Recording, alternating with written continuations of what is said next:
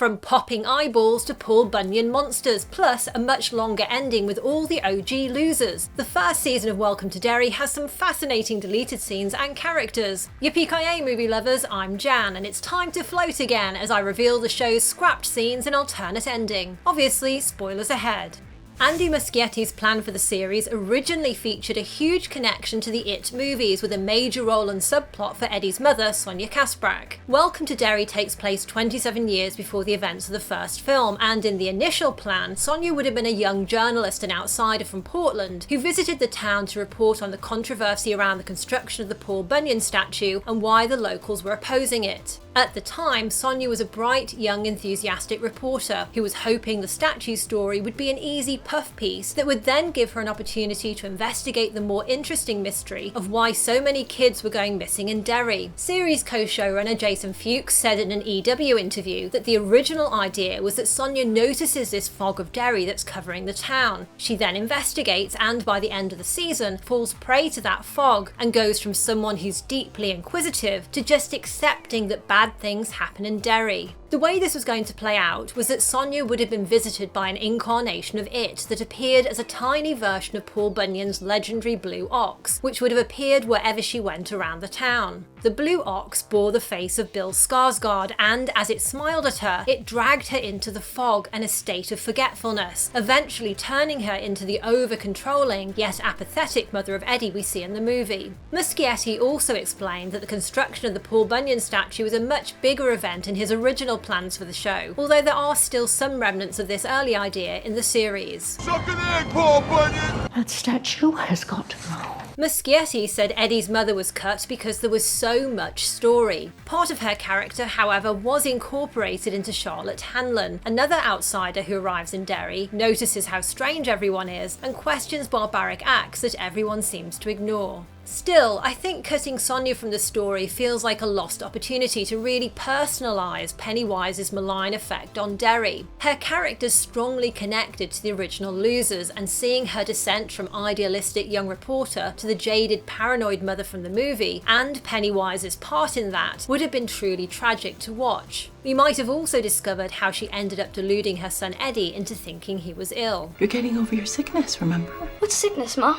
You know what these are? They're gazebos! And seeing it manifest as Paul Bunyan's sidekick Babe the Blue Ox could have also given an additional connection and resonance to the scenes where the statue itself is taken over 27 years later when it terrorises the young Richie, and again another 27 years later when Pennywise himself turns up to taunt the adult Richie. Did you miss me, Richie? In the bloody aftermath of Welcome to Derry's opening episode, the second episode introduces the show's creepy animated title sequence. It's laden with Easter eggs, hidden Pennywises, and references to the evil clown's brutal reign of terror through the ages in Derry, all overlaid with the sweet 50s song A Smile and a Ribbon. Yet, as horrifying as these opening credits already are, the scene of the Easter egg hunt at the Ironworks explosion was initially depicted in a much more macabre manner, with a young girl's eyeballs popping out of her head. Although it is animated as opposed to live action, the gruesomeness was apparently too much for Muschietti, somewhat surprising given the number of kids killed in the first episode, but perhaps understandable given this title sequence would play repeatedly in all the remaining episodes. By the way, the opening title song was originally going to play during a montage of Marge getting ready to go to school until that scene got cut. Then, years later in post-production, poorly actor Randy Mancuso encouraged his friend Muschietti to reuse the song for the opening sequence. The show's final epilogue scene adds a new connection between the prequel series and the It movies, revealing the real reason Pennywise took the form of an elderly Mrs. Kirsch to terrorise the adult Beverly. We now know that in Chapter 2, It was tapping into the trauma of how Ingrid Kirsch, Pennywise's former accomplice, appeared to Bev at Juniper Hill on the worst day of her life after the young girl just discovered her mother had committed suicide. Oh dear, you know what they say about Derry.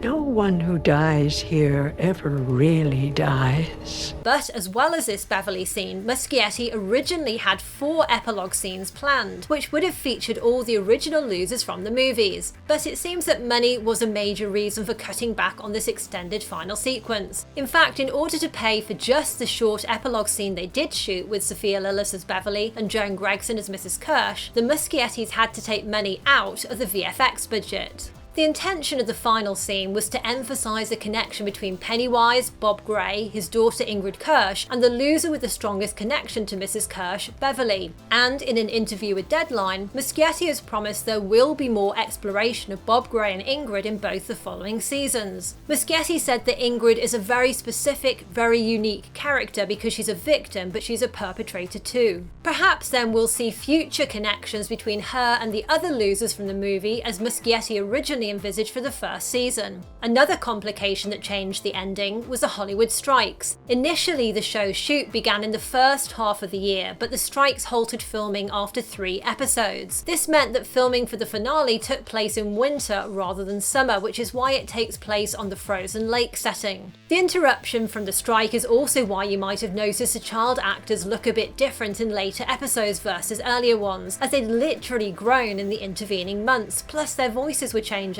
As producer Barbara Muschietti said, their clothes didn't fit, they had grown inches.